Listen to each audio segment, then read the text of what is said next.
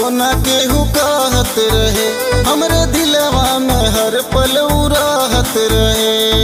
हो करे के सब कुछ मल्ले रानी, हो करे के सब कुछ मल्ले रानी, उहे हमारा अनुमान सान रहे। आज दूसरा के हो गए हमर भाई, काल तक जौन हमार जान रहे।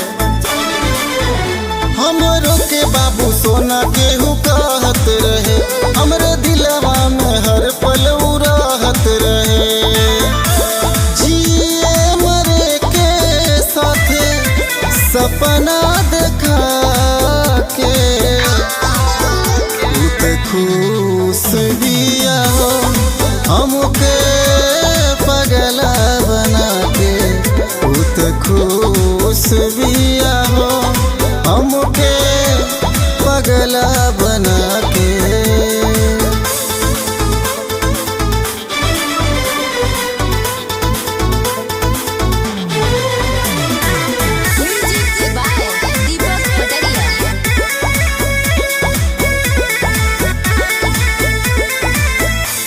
जानत रहनी ओकरा जनों से ज्यादा, हम नाही बुझे पवनी ओकर इरादा।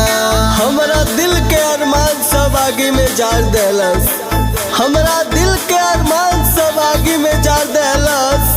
तो से का कहिए हमर भाई, हमर जिंदगी बसे से पहले उजार देलस। जानत रहनी ओकरा जनों से ज्यादा, हम नाही बुझे पवनी ओकर इरादा।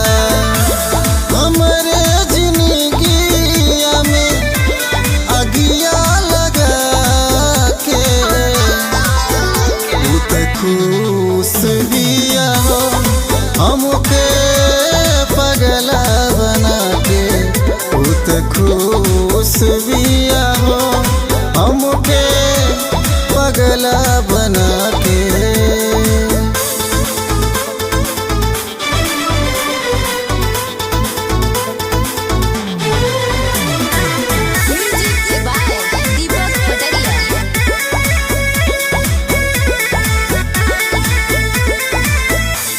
चली गई हमारा के जियते बुआ के, गम के जहर पल भर में पिया के।